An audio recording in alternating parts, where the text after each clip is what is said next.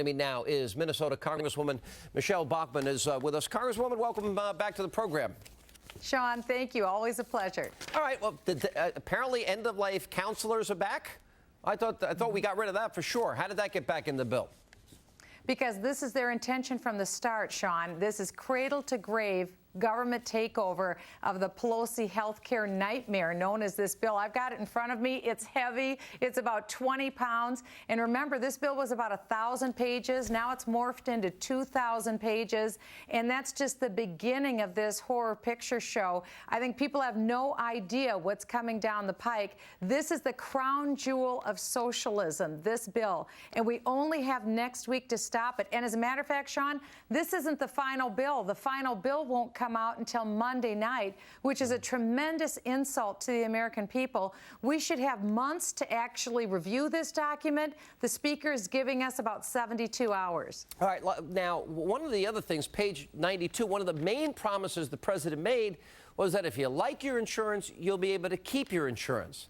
Now, you have been spending time sifting through the bill. My read of page 92 is that is not true. Your interpretation? I agree. It's not true. It's very clear on page 92 that people will not get to, because it says specifically that people can't purchase private health insurance after a date certain, which means people will ultimately go into a single payer plan where it is government providing health care and only one single government system. That's why this is so bad, Sean. This is socialized medicine, and this is, as I said, the crown jewel of socialism, what Barack Obama, Nancy Pelosi, and Harry Reid have wanted from the very beginning. Well, and I think this is an important point. I want to get back to that in a second, because I think that's a very pivotal point that you're making. Now, I've held up this, higher taxes. Now, this is really important. The Heritage Foundation is calling this a $700 billion tax increase based on their analysis. Do you view it the same way? Oh, it's most definitely a tax increase. I hail from the great state of Minnesota. Our medical device industry, which is second to none, Medtronic, Boston Scientific, St. Jude's, huge new tax increases on this industry. And Sean, remember, Christina Romer, President Obama's economic advisor, said we're looking at about 5.5 million jobs lost if this bill goes into play. Why would we want to do that to an already suffering economy? Tax increases on the middle class, tax increases on small business, $500 billion lost in Medicare for senior citizens, people under age 30 having 8 to 12% of their income confiscated by government. There's no plus here. It's all pain, very little gain. All right. Now, there have been the original CBO scoring of the original House bill. Now, obviously, we have the new bill, and we're just dissecting it, and it's monotonous, and it takes a lot of time. And it's not the final bill. And it's not the final bill. That's right. But the original bill, literally, the CBO even scored it that tens of millions of Americans would be forced into the government system. The Heritage Foundation had it at about 83 million. So as I look at this government option, it's not really going to be a government option. This is going to almost like be a funnel and eventually suck everybody into it, and there won't be any private insurance alternative. Explain how that works.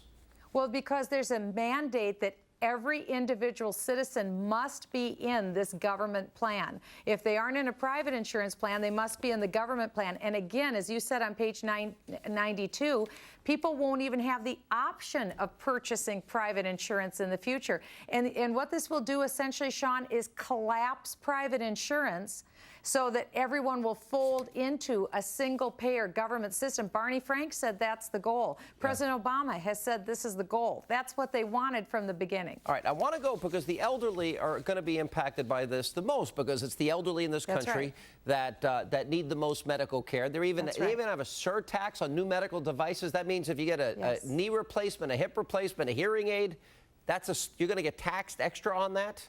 On a pacemaker, Sean. You'll be taxed on your pacemaker. Well, that'll make you almost everything. Well, you'll need another pacemaker by the time you get the tax bill. But in all seriousness here, we're going to tax people who need pacemakers and knee replacements and hip replacements and hearing aids?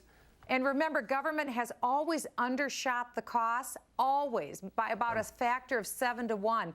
Trust me, this will be trillions and trillions of dollars and will sink our ship. Remember, the dollar has lost 16% of its value in the last 7 months because of all of our overspending. This is only going to contribute to that. That's why, Sean, the clock is striking 11:59. We need people not only to call their representatives and visit their district offices. I've never done this before, but I'm asking people to come to Washington, D.C. by the carload.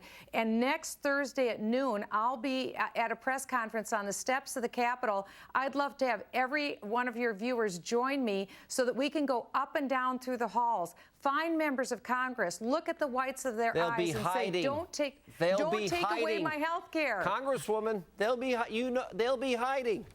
Well, I'll tell you what, Sean, it's not inevitable. This doesn't have to pass. I agree with you. And I don't think it will pass if we can get people to literally, physically come to Washington, D.C. next week, anytime next week, but specifically Thursday at noon. We need to pay a house call on Nancy Pelosi and tell her what she can do with the Pelosi health care plan. All right, when you stand back from this and you say, all right, is this really just about health care, or is it really bigger than that? And by that, well, I want to say that by that, are we witnessing an attempt by Pelosi, Reid, and President Obama and the Democrats to radically reshape American society?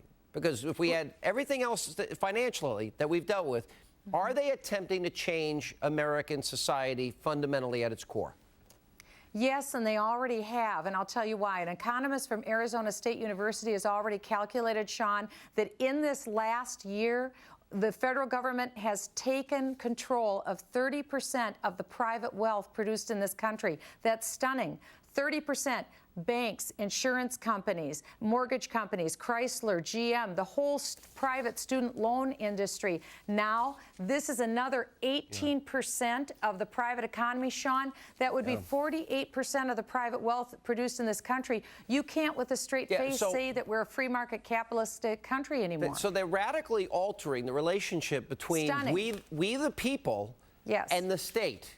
And it's unconstitutional. This is unconstitutional, this bill, because you cannot force Americans to purchase a product or service against their will. Well, apparently they're going to do that, and they're going to tax them. And by the way, the abortion provision is still included in this bill. There. All right, now here's my last political question, because there are these blue dog Democrats. If you go back to 2004 and 2008, these congressmen that are from districts that voted for either George Bush or Senator McCain, you know, it was about, what, the number's 86. Where are they on this bill? Is this the bill that they've all agreed to behind closed doors? Are the blue dogs going to walk the plank, risk their elections, and vote for this? Sean, they are clearly on the fence. That's why this is such an exciting opportunity for us. Like your good friend, Dr. Mark Levin, has said, this is our liberty and tyranny moment. This is it. This is about patriotism and manning up. And if we can get Americans literally by the busload to come to Washington, D.C. next week, look their member of Congress in the eye, pay a house call on Congress and say, don't you dare take away my health care, cradle to grave. We'll stop this. So you're organizing and asking people to come meet you on the steps of the Capitol on Thursday, and you are asking them to walk through the halls of Congress and try and voice your opinion. And so if people want to participate, they're going to be there Thursday at noon.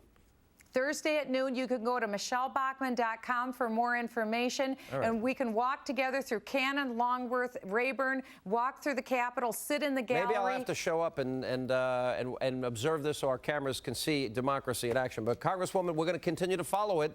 It will reshape America into a very different country. Thank you for being with us. Thanks for your admonition and warning. Thank you, Sean.